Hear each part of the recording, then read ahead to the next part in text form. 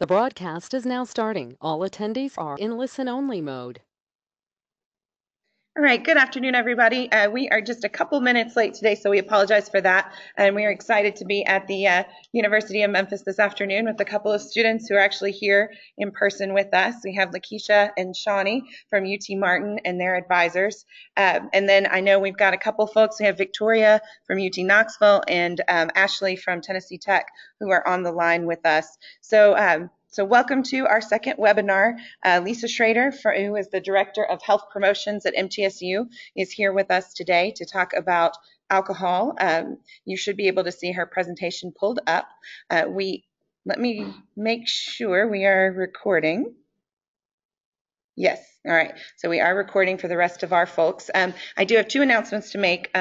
One is that Ashley Gilbert from Tennessee Tech has actually agreed to take on a leadership role in terms of helping to connect our student liaisons across the state. So you are going to be hearing from her, I think this afternoon actually, to get some conference calls that she's gonna lead and kind of plan to get those set up, and also to figure out some strategies for some more informal communication. So thank you to Ashley for agreeing to do that, and you're going to hear more from her soon. The second thing is that we are going to have a change of schedule. The March 9th webinar that we had scheduled on effective campaigns is actually going to back up to March 2nd.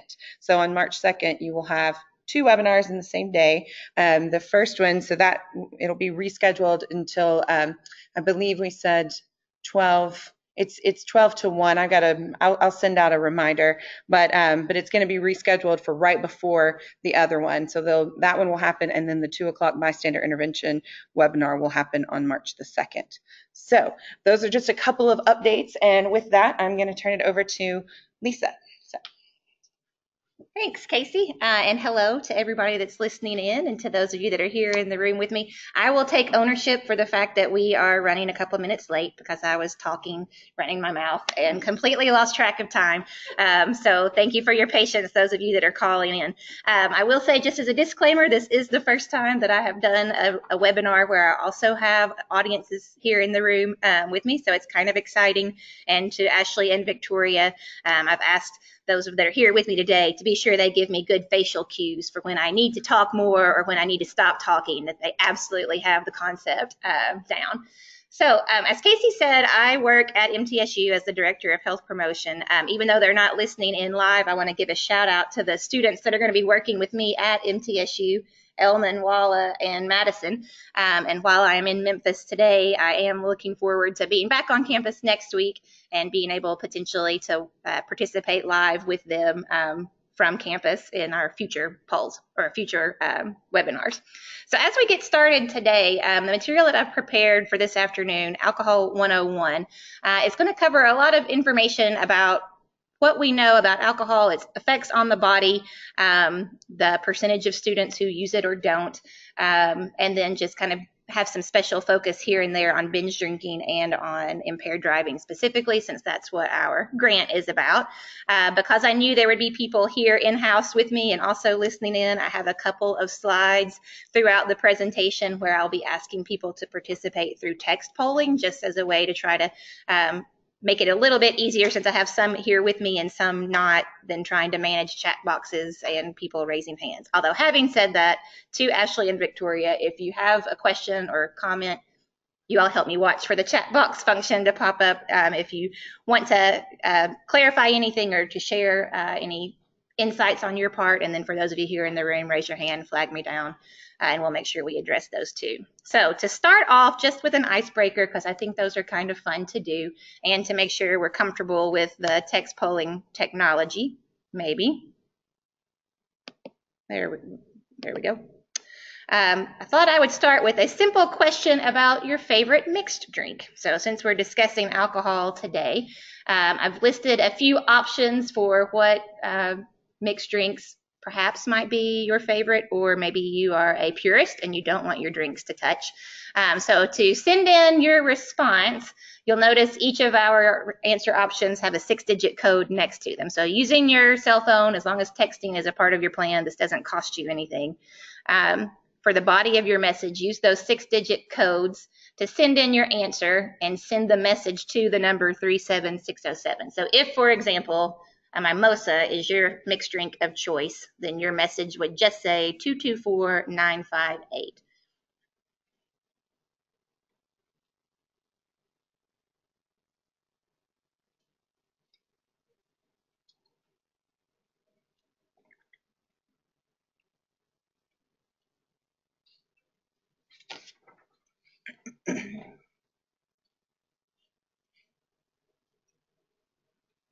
And I will say that while I am not personally participating with my phone, I am a purist, so I'm glad to see I have company out there with someone else who doesn't want their drinks to touch. But the old Arnold Palmer lemonade and tea option is going to win our poll today. So now that we know how to use that technology, I want to ask a more pertinent question really to the topic that we'll be addressing today. And that's for you to take your best guess at the percentage of American adults who you think abstain from drinking alcohol in an average year. So I've given you three options: 10%, 22%, or 35%. So if you want to text in your answer using that same system, take your best guess. For those of you in the room, if you're not texting but you want to take a guess, feel free to shout out your answer. 10%? Okay. Okay. So we have two in-house votes for 10%, even though they're not going to show on the screen. And then an even split for 22 and 35% from people. Oh, just kidding. 22% shoots ahead. This is a little like watching the carnival games where people are shooting water guns into the horses' mouths as they, are running towards the end of their racetrack. So 22% is going to win our poll here for our best guess. So, based on some research that is gathered from the National Institute for Alcohol Abuse and Alcoholism, when you look at American adults on the whole, there's a fairly even split in their alcohol usage patterns. So, to that previous question, 35% would have been the correct answer for, in any given year, the percentage of American adults who completely abstain from using alcohol, a little more than a third. We have a little more than a third, 37%, who use alcohol but at a low risk level, and then approximately 28% who are using alcohol at a high risk level.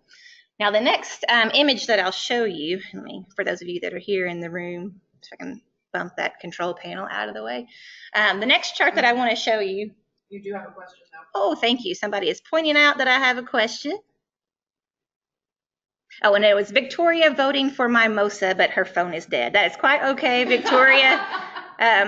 For me, and this may show my age, but mimosas always make me think about the Friends episode when they're in Barbados to see Ross's conference presentation, and they're having their mimosas at breakfast.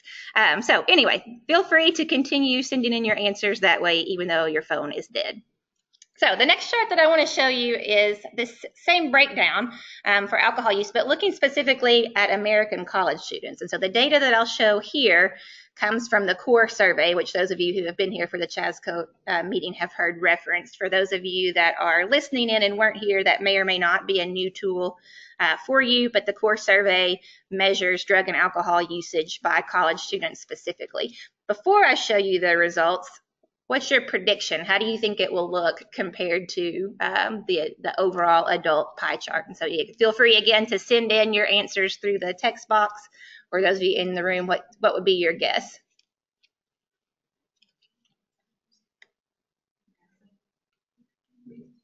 %60 would do what? So we're guessing in here that 60% of college students would use at some risk level, so maybe slightly more abstaining than the overall adult population.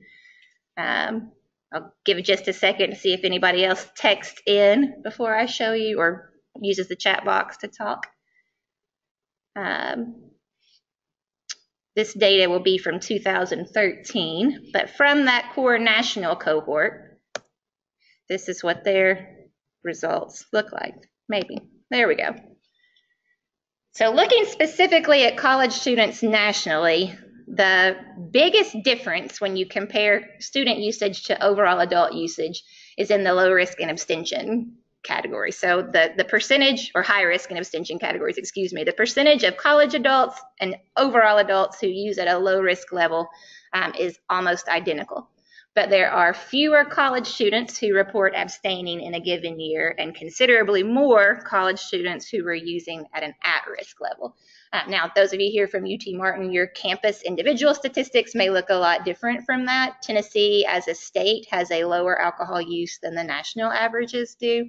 So it would be interesting for you all to go back and compare and see exactly how your numbers match up. But looking at this from a national perspective, it would appear that college students have some more risks with this topic than American adults in general do. So you may be wondering, as you look at these pie charts and you see these labels for low risk and at risk, like what exactly does that mean? So the way that those categories were applied in both of these surveys that I was pulling from, a person would have been categorized as being at low risk if they were a male reporting no more than 2 drinks per day, or if they were a female reporting no more than 1 drink per day.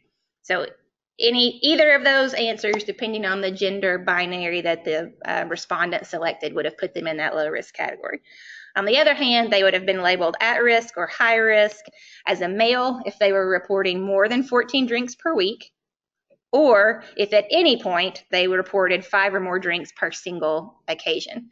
So even if they only had 5 drinks in a single week, if all of those happened at one time, that would still put them in the high risk category.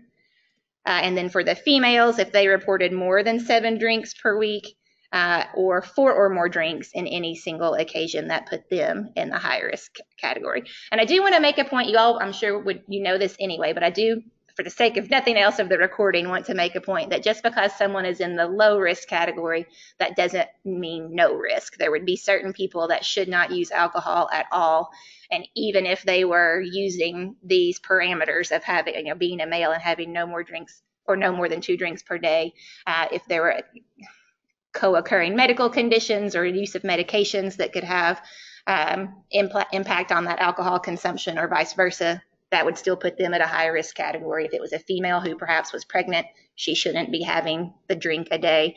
But for the purposes of this survey, that was how those labels broke down. So when you look at the numbers being applied to determine who's going to be low risk or high risk, the next question that you might be thinking about is, well, what counts as a drink? How would we make sure that the people who are completing this survey are even using the same standard of measurement? So they were given some guidance as to what to count as they were thinking through their own usage patterns. They were given some guidance around what would count as a drink.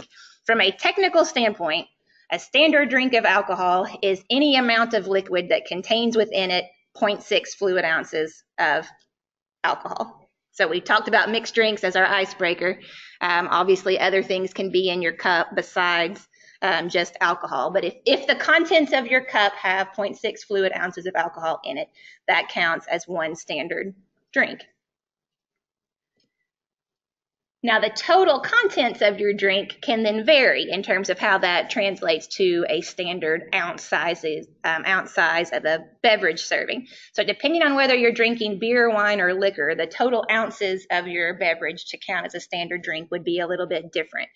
So to help illustrate that, if we're talking about beer, which of these 3 options has the least amount of alcohol by volume, 12 fluid ounces of regular beer, so basically a can of beer, or 8 to 9 fluid ounces of what would be considered malt liquor would count as one standard drink. In contrast, if we look at wine, wine has a higher percent alcohol by volume. So it only takes 5 ounces of wine. And in some cases, you'll see 4 given as the source because the percentage of alcohol can vary a little bit depending on what type of wine you're talking about. But roughly 5 fluid ounces of table wine would represent a single standard drink of alcohol. And then liquor, the most concentrated of all of these, is 1.5 ounces if you're talking about an 80 proof type of liquor. It's only a single ounce if you're talking about 100 proof type of liquor. So think about like Everclear as an example. But as you can see, depending on exactly what it is a person is drinking, the total ounces that they're consuming can vary and still represent one drink. So the people who were completing these surveys were told to count their standard drinks based on 12 ounces of beer, 5 ounces of wine or 1.5 ounce of liquor as a single serving. And so that gave us, you're still relying on self-report, but that gives us some consistency in the measurement that people were using as they completed those surveys. So now when it comes to college students, as you think through how drinks get consumed, there absolutely would be instances where a college student would consume a 12-ounce can of beer or perhaps a 5-ounce glass of wine or a shot of liquor. But it's been my experience working with students now for going on 15 years that a lot of times a college student's alcohol is going to come in a different type of container than these standard options. So I wanted to talk about those a little bit and how that could affect your drink counting if you are trying to be consuming alcohol at a low risk level. So I meant to bring a solo cup and I forgot it, but think for a minute about that classic red solo cup. Anybody happen to know, we have those of you in here, what the total ounces that a solo cup would hold, what that number is? How many? 10. Got a guess for 10. It's more than that. 12. It's a little more than that. Keep going. 16. 16 is the standard size for your typical red solo cup. So if you're talking about somebody, at a party getting beer from a keg, if they filled their solo cup all the way to the top, as many of them would do, they would actually be consuming more than one standard drink, even though it was coming to them in a single cup. I don't know that I've seen people drink wine in a solo cup, but I suppose it could happen. I do, however, hear plenty of stories about people using solo cups with a big vat of hooch or your party punch when there's no real recipe involved in the making of that substance. And so it can be really hard for the consumer at that point to know what's in their cup or how much they're drinking. Those are not typically bartenders that are measuring things when they're creating that punch. So from a risk reduction strategy, from a risk reduction standpoint, I would advise students to avoid that the party punch altogether because it can be difficult to manage your risk. But again, like we said, a solo cup is about 16 ounces if it's totally full. Here's another thought. So a 40. And I will say, just this is a side note to tangent, all of these pictures were just Google image searches. So these are people's social media posts from some account that I thought, well, this helps me with my presentation. So anybody want to take a guess if someone were to consume an entire 40, how many standard drinks of alcohol they would have consumed?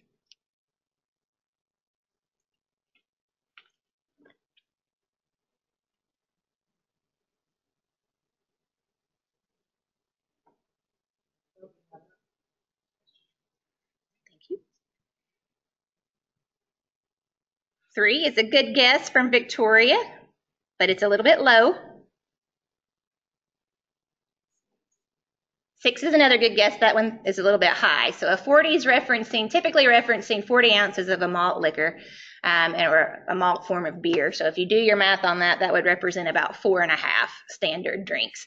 So now think about what we had said was low risk for a female, and that was consuming no more than 4 standard drinks on any single occasion. This lovely lady here in our photo has 2 40s in her hand and a couple of full beer steins in front of her. Who knows if she actually drank all of that or not? But if she did, she is well over that low risk level with just roughly 9 standard drinks just in the 40s that are in her hand. Another one we'll consider would be a pint.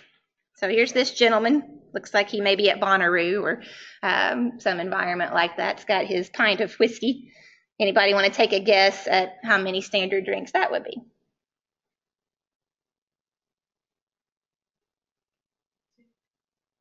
How many?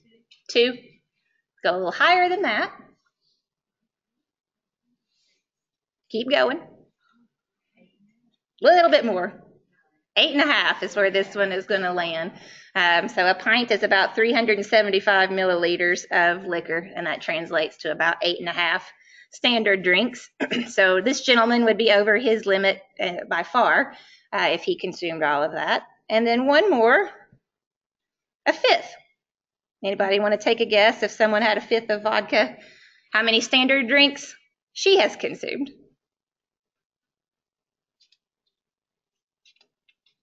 And a fifth gets its name because it's about 1/5 of a gallon, just to give you some more scale.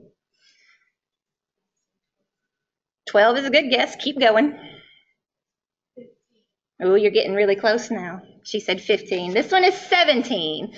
So if the picture of the woman here, if she were to consume all of that container, 17 drinks would have been the standard number that she has consumed. So as we go through the rest of the presentation and we're talking about number of drinks, I'm always referring to those standard drink sizes. And I just want everybody to keep in mind that it is a standardized amount. It's not referring to how many containers of whatever kind or size a person may have consumed. So any questions on the sizing before we move on? Yeah. So the question is, she thought a 40 was bigger than a pint. I will say that all of these names are not so much equivalent to a specific amount. So when you think about like a pint of milk, for instance, they may not translate to the same amount. But when I was researching these for this presentation, that was the ounces. And 40 was an ounce, pint was in milliliters. It all is a little bit different. Good question. Anybody else? Lisa, yes. We've had someone else join us. Can we just acknowledge that for just a second? Yeah, absolutely. Thomas, hi, Thomas. Hi, Thomas. I'm Casey. Welcome. Okay, nice. Yeah. Thomas, are you from Memphis? I'm from Atlanta. From Atlanta? I go to school here. Okay, so for those of you listening in, Thomas from Atlanta, but who is a University of Memphis student, has joined us in our in-house audience. Are you able to stay, or did you need to? I can stay. I just came from another meeting. Okay, great. We're glad to have you. Thank you. Okay, so what we want to next look at then is what happens with that alcohol once it's in our body. So once the user has consumed whatever amount it is that they drank, what's going to happen? So we first want to talk about factors that affect the absorption of alcohol in our body. So what does BAC stand for? Anybody know? Blood alcohol concentration, team effort to get all of that in. So when you're referring to somebody who has a BAC of 0.08 or whatever it might be, blood alcohol concentration is what they're referring to. So these are the factors that are going to impact somebody's BAC rising and how quickly it's rising. There are some that we don't have any control over. So for example, gender. A female does not make as much of the enzyme that breaks down alcohol as men do. So a female consuming the same amount of alcohol as a man of her same size will have a BAC that rises more quickly than his does because of that factor. So we can't change our gender, but that has an impact on how alcohol is absorbed, as does body composition.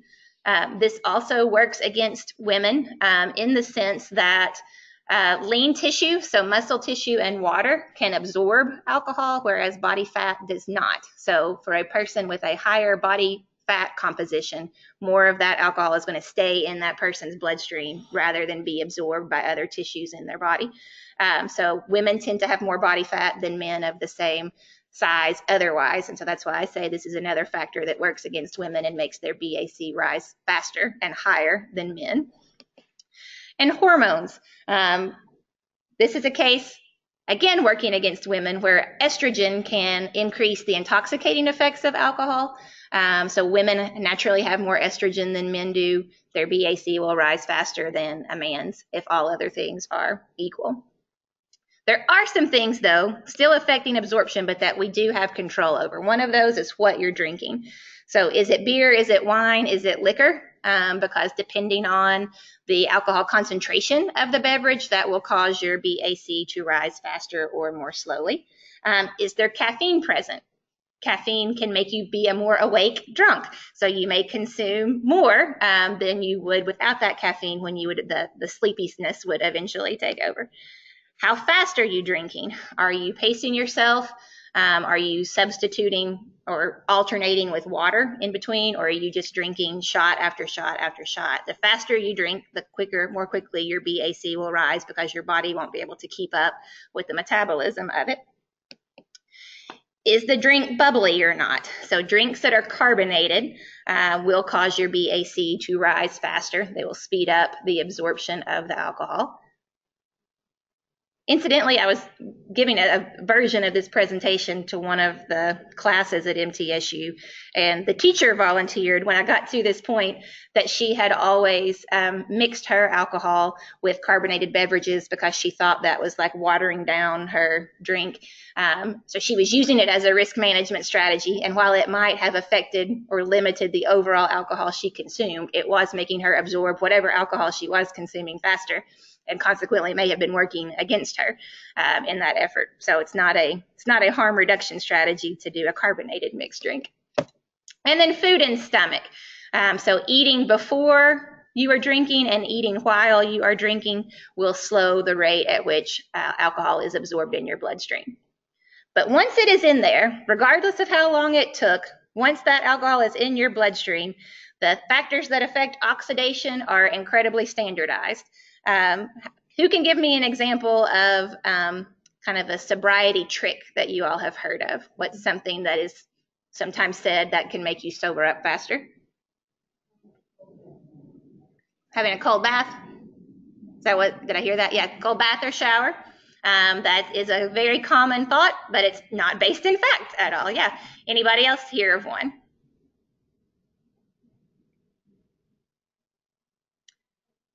That's probably the most common. Drinking coffee is another one that I have heard. Thank you for pointing out that. I have another comment here. Coffee. Hey, Victoria and I, you all are we're on the same wavelength here.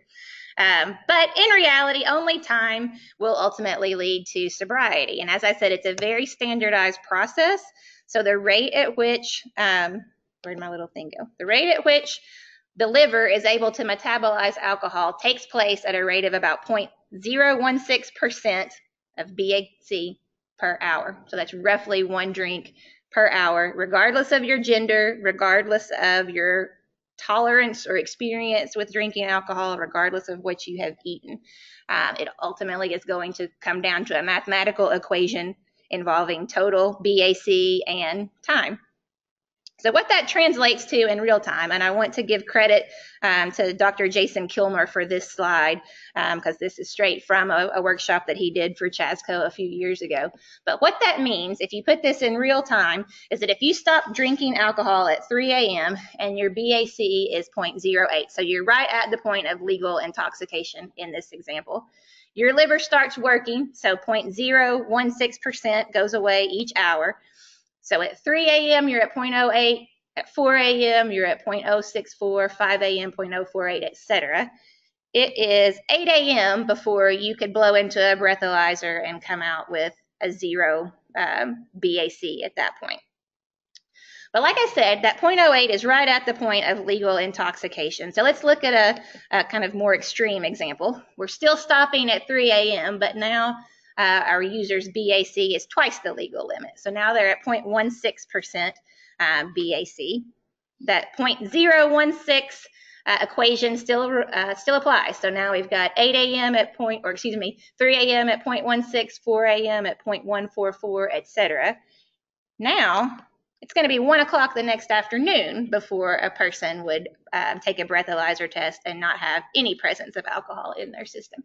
So you put that in the context for just a second of a college student. Let's say this drinking incident happened on a Friday night. A lot of our students at MTSU work off-campus jobs. Most of our students work, and a lot of them work on the weekends. How many of my students have been out drinking Friday night and then potentially gone to their job on Saturday feeling okay, but still impaired to some extent? Or if you put this in the context of a Sunday night, have they potentially gone to class the Monday morning, again, feeling okay because maybe their BAC is, well, it's definitely not 0.16 anymore. Maybe their BAC is 0.04. They're not legally intoxicated, but they are still impaired. And then in one more example, let's say it's somebody's 21st birthday and they have taken advantage of that by consuming alcohol to celebrate. People, friends, others in the restaurant have bought them drinks. So they stop drinking at 3 a.m. and their BAC is 0.24%. So another 3 times the legal limit. That mathematical equation still applies. It is now 6 p.m. the next day before they are actually sober. So regardless of any tricks you may have heard around cold showers, coffee, eating bread, whatever it may be. Only time will ultimately lead to sobriety. So let's look for just a second at a couple of charts that break down kind of how alcohol consumption of certain standard drinks would translate to an individual's BAC. So I've got two charts that I'll show you. This first one for males, the next one for females, where across the top you'll see body weight in pounds, and then down the left side you see number of standard drinks. So it's still talking 12 ounces of beer, 5 ounces of wine, 1.5 ounces of liquor. So if we have, as an example, a 180-pound man, and hopefully the people that are watching this online can see my little arrow, okay? He could have 3 drinks over a period of about 2 hours before he reached this kind of red zone where he's now legally intoxicated. But I do like I like this chart for many reasons, but one of the reasons that I like this chart is because it does point out that even though he's not legally intoxicated, there are still side effects that he would be experiencing. So his driving skills are significantly affected. If he's under 21, there could still be possible criminal penalties, even if he's not at that 0.08 traditional intoxication level. So an 180-pound man could have 0.06 before potentially facing those criminal penalties. In comparison, a 180-pound female could only have 2 before she got into that red zone. And that translates back to what we discussed earlier with the amount of enzymes that a female makes compared to a man, with body composition and with hormones. So I'm a feminist. I appreciate equality in all things, but this is one area where biology just says you're not going to be equal. And you just need to know that if you are a woman choosing to use alcohol, you can't keep up with a man like you can in other aspects of life. We'll revisit this chart in a couple of minutes. So I'll move on at this point. So I called the whole presentation Alcohol 101, but this is going to be Alcohol 202, because I want to move a little bit beyond just some of that basic introduction about how alcohol works in your body and what it does, and talk about how that can then translate to things like binge drinking and like impaired driving. So I want to first mention the biphasic curve. Is this a term that any of you all are familiar with? The people here in the room are shaking their heads. Anybody at home? Or office, or wherever you may be watching from, have you heard this term before? Whether it's new to you or not, just the nature of the English language, we can break down what this means pretty simply to say 2 phases, right? Biphasic refers to 2. So one of the things that we know about alcohol is that it has 2 completely different effects. So there's that initial sensation, or often referred to as the buzz, that it can feel very stimulating, very energizing. People report feeling more social, less impaired is not the word I'm looking, inhibited, there's the word I'm trying to come up with, when they begin to drink alcohol. But there comes a point at which the depressant effects of alcohol as a drug begin to set in. It makes you sleepy. It slows down your heart rate, your respiration rate, and then it begins to make a person sick. So as researchers have plotted out how this works in real time with blood alcohol concentration, or this chart refers to it as blood alcohol level, what they have found is that the point of about 0.055, so a BAC of 0.055, is what they would call the point of diminishing returns. So once a person's BAC gets to 0.055, anything else that they consume will make them feel worse than what they currently feel. So there can be an impression that, you know, a drink or 2 makes me feel good, so let's keep going, that more will obviously be better. But that is absolutely a myth, in that there is this point at which more does not become better, more becomes much, much worse. So as we think about kind of what that translates to, that 0.055. Oh, let me come back to that. I do want to mention alcohol myopia first, because that 0.055 is going to tie in with this too. Anybody know what the word myopia means? That's fancy speak that we don't say in day-to-day language, but everybody's going to know this when I tell you, if you don't already. Anybody in here wear eyeglasses or contacts for nearsightedness? Yep. You're figuring out, yep, that optic opia. Yes, so myopia just refers to being nearsighted. So you're clearly able to see what's right in front of you. Everything that is farther away becomes much fuzzier in your vision. So alcohol tends to have that same effect. And this is another slide that I have used from Dr. Kilmer's presentation. On the left-hand side of the page, you can see a little graph where on the what would be the y-axis there, we have higher order, subtle, and intermediate labels referring to context clues.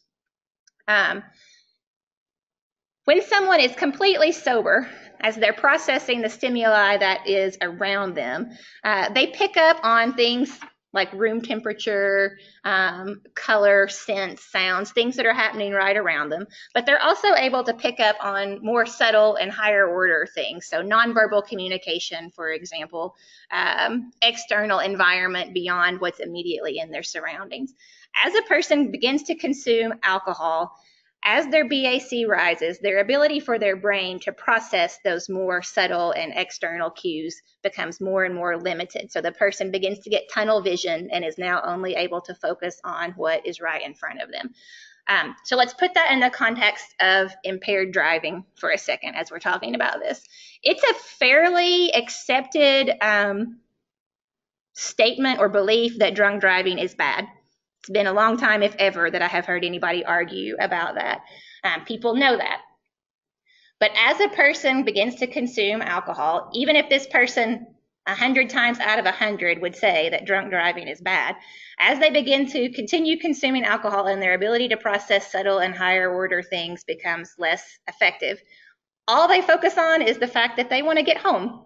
And the way to do that is I've got these car keys in my pocket, and this will start my car and home I can go. So they are not aware at all of other people who they're sharing the road with, or people who may be trying to convince them that that's probably not the best decision.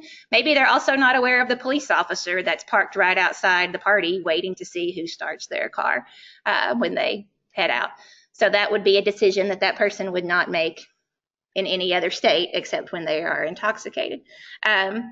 Dr. Kilmer gives an example of a man and a woman talking at a bar.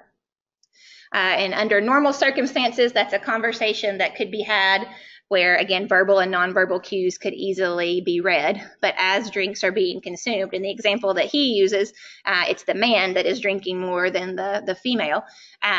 And there gets to be a point where the man stops picking up on the fact that maybe she's not smiling at him anymore, or she is only making eye contact every once in a while and then turning to her friend on the other side. All the man is thinking as he continues to drink is that this girl is cute. Oh, she laughed at that joke that I told her. Oh, I'm starting to feel aroused. I want to take care of this need now. So there can be assault situations that wouldn't happen if alcohol were not present, that can happen because of this myopic effect that alcohol can have. And so that tends to happen at about 0.06 or greater, that your ability to process those external cues is diminished.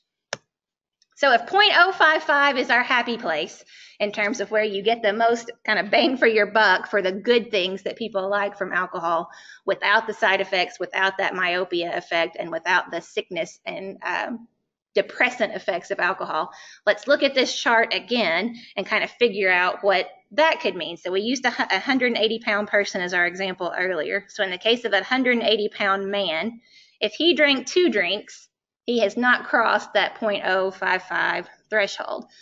So for students who are choosing to use alcohol, this can be an important talking point, that you can have those positive effects that you want from alcohol up to a point, but you're going to drink less than even what you would drink and still technically not be intoxicated.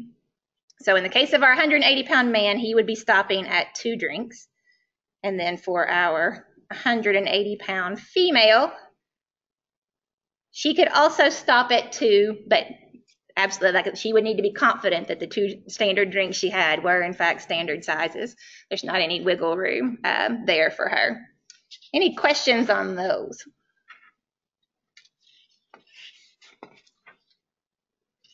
Okay.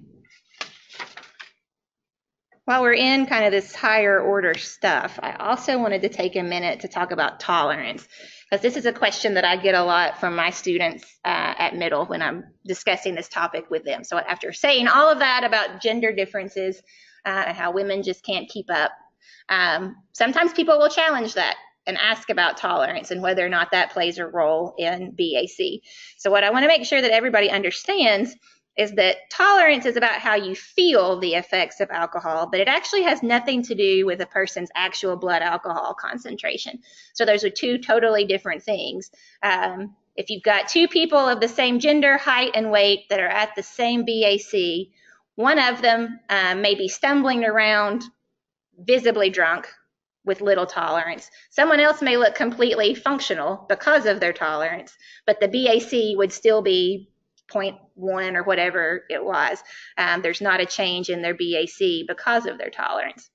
And some of the more recent research around tolerance that I have found interesting is that it may actually be more related to environmental cues than to physiology. And you can compare this, think about your psychology classes where you may have talked about Pavlov's dogs and the experiments that he did, conditioning dogs to salivate when they heard a bell ring by ringing the bell and giving them food over and over and over again, ultimately removing the food, just ringing the bell, and they still salivated even though the food wasn't there.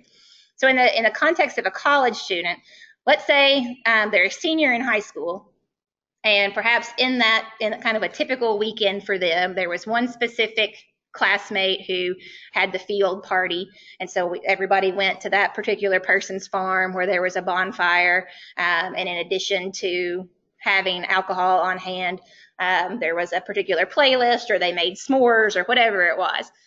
The person who's going to that party is processing all of that external environment, and will begin to associate that location and those scents and those sounds with the idea that alcohol is coming. What the body then would do, as it's conditioned to do, when it senses that it's in that space, is that your body's central nervous system will actually speed up. So the person's heart rate will increase, their respiration rate will increase in anticipation of alcohol being consumed and depressing that back to a more normal kind of a level state. That's the tolerance, that's the conditioning effect. Now that same senior graduates, goes to college, goes to his or her first college party, maybe in a totally different, it probably is in a totally different place. It might be in somebody's basement. It might be at a particular person's apartment. None of those external cues are there. His or her body doesn't know to do that kind of compensatory effect by speeding itself up. So he or she may drink the exact same amount as what they would have had at the field party with no issue and find themselves laid out, passed out, because their body didn't compensate for that. So there was a study where they looked at alcohol poisoning cases at a specific emergency room. They studied 61 cases where people were brought in for an overdose related to alcohol or alcohol poisoning. Of those 61 cases, 60 of them occurred in a new drinking environment for that person. So I think that becomes really important when you're talking about college students, not only for first-year students who may be drinking in a new environment, but think about things like fall break or spring break or New Year's Eve, where somebody may be going to a different place. It's very important that we get the message out to students that your tolerance may not follow you to a new environment. Questions about that?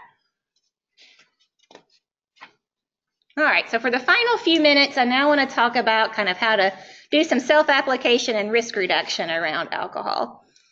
So looking at what we know about alcohol, the good, the bad, and the ugly, what are some of the positive effects of alcohol? Why do people choose to drink it? And it's okay to admit that there may be some positive things, because the populations that we're going to work with are going to think there's a lot of positive things.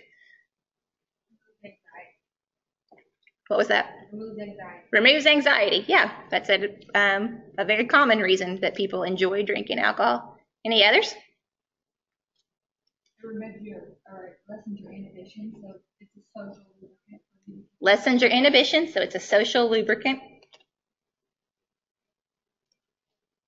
You've touched on some that I have listed, and there may be, there is a whole culture of kind of the foodie movement where people will make a hobby out of pairing certain types of alcohol with specific foods. So they may like the taste pairing. I always get students that bring up things like, well, it's good for your heart. Red wine's good for your heart.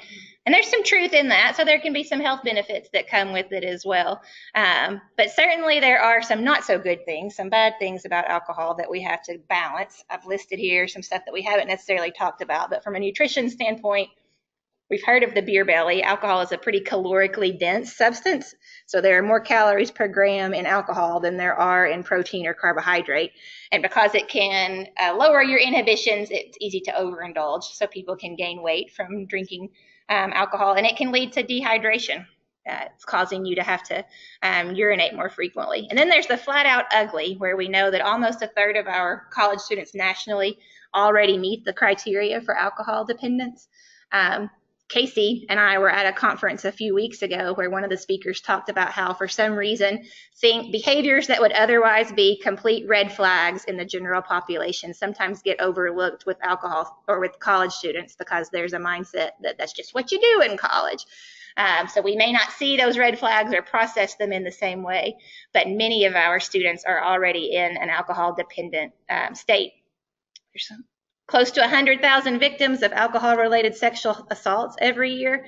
It's a factor in 60% of homicides and drownings. And if you look at insurance data, there's approximately 1,800 college students who die every year from alcohol-related causes. So for all of those bad and ugly reasons, we definitely have to treat this beverage with care and use some responsibility in its consumption if you choose to drink it at all. So I've got another poll here that I will put up just to take your best guess. What consequence from overconsumption of alcohol do you think students are most likely to experience? Vomiting, doing something they later regret, missing a class, getting a DUI or a DWI, or something else? Okay, so it sounds unanimous here in the room that it's doing something they later regret. From off-site, we're going with vomiting as our top choice. And missing a class. So from our core data, the consequences that our students are most likely to report, vomiting is the most common. A little over half of college students who drink alcohol saying that they have experienced vomiting. And I do want to point out that these percentages only describe students who said in the survey that they used alcohol in the previous 30 days. So this is not talking about students who said that they were abstinent. Or who had abstained from drinking alcohol. So getting nauseated or vomited was number one. Doing something they later regretted was number two. Memory loss, having an argument or a fight, and missing a class are all experienced by at least a quarter of students, if not more. So you all hit on the top ones in that previous poll. Driving a car while under the influence is experienced or is done by more than 1 out of 5 students nationally, even though we've already said people know you don't do that, and they would tell you when they're sober that that's not a good thing to do. 22% almost said they still did it. And then you tie that in down there at the very bottom, 1.3% have been arrested for DWI or DUI. So considering 21.8 have driven a car, it would appear that the odds are not great that there's going to be a legal repercussion. We've got a lot of people who are driving drunk but not necessarily getting caught doing it. So that's a little bit scary to think about. But these would be the types of consequences that would be relevant to the students that we're working with, because these would be the things they have most likely either experienced themselves or that they have seen their friends experience. Missing a class or doing poorly on a project or in a class were some of the top two in that, were some of the ones that made that list. So I wanted to show you some additional research around alcohol use and academic success specifically. So there definitely is an association between drinking and GPA, in that the more people report drinking, the lower their GPA tends to be. And the more frequently they report binge drinking, so that 5 or more for men, 4 or more for women, the more likely they were to have a lower GPA. And it kind of made this little stair-step graph when you look at the national data from CORE, that students who reported having an A average, on average, were drinking just under 4 alcoholic drinks per week. And then you start climbing the staircase from there. So the students who had a B average were about 6 drinks per week. Students who had a C average were about 7 drinks per week. D was 7.5. And then our F students, the failing students, were over 13 drinks per week. So when you work in alcohol education, you're always looking for what's going to be the hook that's going to get a student to listen to you. For some students, it may be this connection. If your money is on the line and you need a certain GPA to get into your major program, alcohol consumption would absolutely be something for you to consider. Sleep can be another thing. I don't know any college student, you all correct me if I'm wrong, I don't know any college student who feels like they get good sleep all the time or as much sleep all the time as they're supposed to have. So as we talk about alcohol's impact on sleep, keep in mind that there's not only total quantity of sleep, hours of sleep, but there's an issue with quality of sleep. So is your body getting through is your brain getting through the different stages of sleep that it needs? And there's 5 different stages of sleep, the way it's most commonly broken down, stages 1 through 4, and then REM sleep, rapid eye movement, which is where dreaming takes place and where memories and learning are processed. So if you're talking about a good quality sleep, your brain is cycling through all of those stages for a long enough period of time, typically 7 to 9 hours, to restore all of your body's processes. If something is altered, either you're not getting enough total time or you're not getting through those stages of your sleep cycle appropriately, then you begin to feel effects like sleepiness, anxiety, irritability, or fatigue. Now, let's put that in context with alcohol. So on a typical night, if someone is experiencing normal sleep, their brainwave patterns are going through all of those stages, and as it gets closer to them waking up at the next morning, they are spending less time in those deep stage sleeps and more time in REM stage sleep. If, however, someone goes to sleep with a positive BAC, their brain waves more approximate this red line, with your normal line still represented in the back as gray. So they may still fall asleep quickly. In some cases, they may report that they fall asleep even faster than they would if they were sober. But what happens is their brain never really gets into the REM stage of sleep. It stays cycling in stages 1 through 4. Keep in mind, REM is where your memories are processed. This is the connection between alcohol and memory loss. Anything that happened while they were under the influence, when they go to sleep, their brain can't put that together in short-term or long-term memory, and it's just kind of lost. That can be a kind of a hook for students to understand why they may be experiencing memory loss. Now, this is the night they went to bed with a positive BAC. They got no REM sleep that night. The next night, if we assume they didn't drink anything at all the next day, their brain's going to try to compensate for that. And the effect on night 2 would be represented by this purple line, in that the brain is going to spend more time in REM sleep, trying to make up for what it didn't get the night before, and less time in the deep sleep stages. What that then translates to is that it may be after the second day after drinking that a person feels worse, more tired, more irritable, because their brain didn't get that deep sleep stage that it needed. Questions on its sleep effects?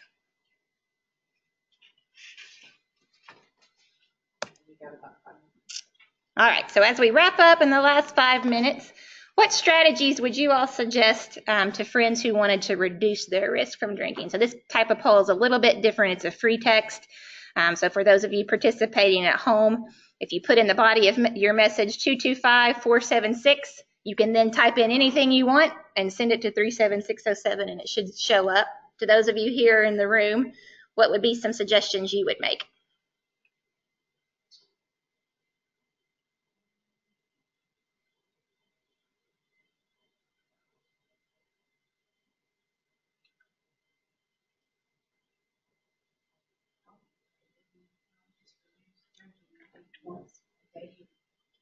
Okay, so reduce the total days you're drinking or how often you're drinking. Keep each other accountable. So have a buddy if you're going to be drinking alcohol. Good. Anybody else?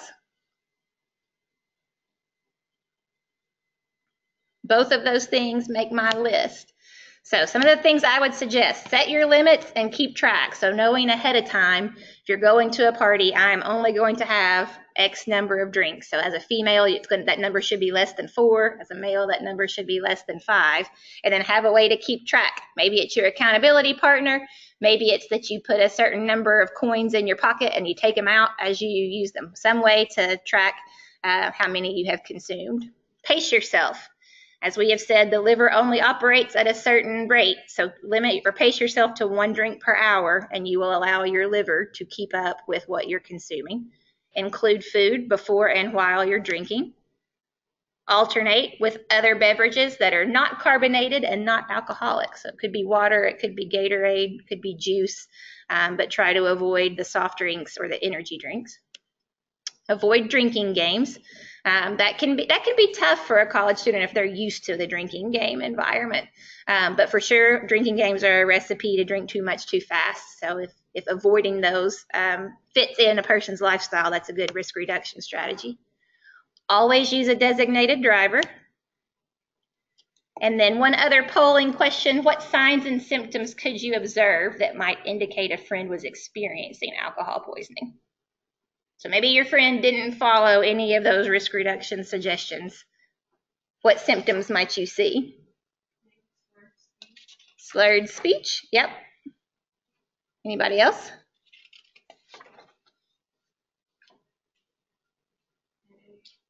Headache? Any others? I want to suggest, just for the purposes of a mnemonic device that makes it easy to remember, CUPS, so C-U-P-S, and what that would represent: cold, clammy skin. That is a result of blood not pumping through the body as efficiently. Cold, clammy skin. The U would be unconscious and they can't be roused. So you've called the person's name, maybe you've shaken them, they're not responding to you. The P, pale or blue tinged skin. That's also an indication of a lack of oxygen being circulated as their respiration slows down. And then S, slow or irregular breathing. If you see any of those signs, that is an indication that alcohol poisoning has set in addition to a low body temperature. So alcohol, overconsumption of alcohol will lead to hypothermia and then vomiting. And I can remember as a sophomore in college taking an organic chemistry class where my professor mentioned, talking about alcohol as a poison, that if you were vomiting, Victoria's brought up being cold as a symptom, you're right. If you or someone you saw was vomiting after drinking alcohol, that was your body's last-ditch effort to get you to stop, to expel that from your system because you were poisoning it. So if you see any of those things and suspect alcohol poisoning, please call 911 and please tell your friends to call 911. I think college students often can be afraid of getting somebody in trouble, but it's a whole lot better to be in trouble than it is to be deceased. So if you see any of those things, call 911. Don't leave the person alone. Turn them on their side so that if they were to vomit, they're not going to choke on it. And then cover them with a light blanket or a sheet. The purpose of that is to help combat the low body temperature. But you may think, low body temperature is bad, let me pile on the blankets. You don't really want to do that either because that can prevent the person from shivering, and shivering is another safety strategy as your body is trying to fight off the poisoning. So use a light blanket or a sheet as a way to help regulate the person's temperature until help can get there. And then my final slide, just something to think about that is also from Dr. Kilmer's presentation, is to consider for just a second our public health approach to viruses and how we could potentially apply that to alcohol. So this goes back about 10 years now, but the last huge kind of flu concern was H1N1 flu back in 2009 and 2010. This was a new strain that was causing more people to be sick and younger people to be sick than what was typical. During that time period, I think that's 5 months, there were 4 deaths nationally, 169 hospitalizations, and 94,000 cases of flu-like symptoms. kind of with that scope in mind, across the country, there was all types of preparation that went into place. So you began to see hand sanitizer stations everywhere. You still see hand sanitizer stations everywhere, but this was really the incident that prompted that shifted that. People began wearing face masks to avoid breathing infected air. There were schools, organizations that drew up preparedness plans. At MTSU, we knew exactly what the protocol was going to be if we had a positive H1N1 case in our clinic. There was all types of marketing materials, posters, videos, etc., around how to cough or sneeze appropriately, and vaccine clinics took place everywhere. Now, during that same time period, those same 5 months, if we looked at alcohol and its impact on the country, there would have been 1,000 deaths. There would have been 250,000 unprotected sexual encounters, 350,000 injuries. And I leave that with you to just ponder, what are we going to do about it? What are you personally going to do about it? What is your preparedness plan going to be? Or for the case in this grant, what is the preparedness plan that we are going to encourage students at our campuses to think through and do? Because H1N1 brought about a lot of positive change. We need to apply that same rationale to alcohol, which has a much broader scope than seasonal flu does. And that brings me to the end of my material. So are there any final questions before we close out the webinar? Seeing none, do I need to turn it back over to you for anything, Casey? I don't have anything to add. I'll just give a couple more minutes there. And I guess the only thing I will say is, I'll follow up with an email with the changes that I mentioned earlier to the schedule, and also Ashley will be following up with some communication plan stuff, and also just to thank you, Lisa. That was great. You're welcome. I appreciate it. Thanks to the people here in the house Yes. for keeping me on track. Yes. To Casey for pointing out when I had questions that were coming in from offsite. I look forward to working with all of you. Okay. Then I'm going to go ahead and close it out. Thank you guys for being here.